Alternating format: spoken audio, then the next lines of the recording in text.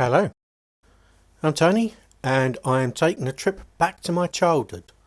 Well, teenagerhood, really, as I look at Zach McKracken and the Alien Mindbenders, a game free from Amazon Games to Prime members until the end of August.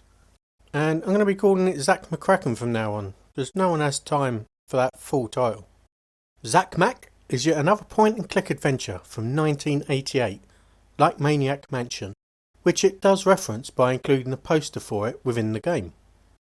It uses the same system that Maniac Mansion did, having all of the possible actions available to click on screen in word form, which can be applied to objects in your inventory or stuff in the world.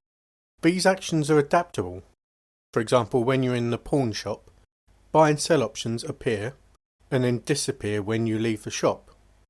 I think this is an addition to the system that wasn't in Maniac Mansion, though don't quote me on it. No one will believe you. There isn't an improvement in the graphics, however, or the sound. The sound. That is bloody annoying. I'll give you an example.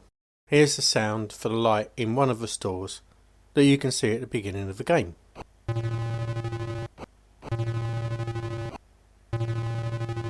So annoying. Maybe you want to turn the sound effects down a bit, or off. The menu to turn it down is accessed by F5, and it also gives you the option to load and save the game. That is a very important option, as it turns out. Quitting the game doesn't automatically save your progress. Not only that, but there are times when you'll try something. An example I had was blocking the sink on an airplane, as it will distract the lady that won't let you poke around on the plane for some reason. However, blocking the sink only distracts her for a short time, and there are tons of things to look at and try out. So you will need to know exactly what you need to do, and you won't. So you really want to save, try some stuff, then reload the game and try the other stuff that you didn't get to do, because she comes back and stops you, and you can't block the sink up again. I do actually remember this coming out at the time, and I know that it was supposed to be really funny, but I've not really seen any sign of that. The few kind of supposedly jokey bits that I've seen have come from the aliens more than anywhere else, but it's not really funny. You compare it to something like Monkey Island.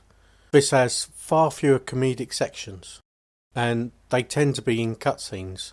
Whereas Monkey Island had funny stuff throughout the game, throughout the world. It was all around you all the time. Puzzles were reasonably straightforward. The only thing I found was once I got past the initial opening area, a couple of options opened up and they'd had absolutely no explanation to their use whatsoever.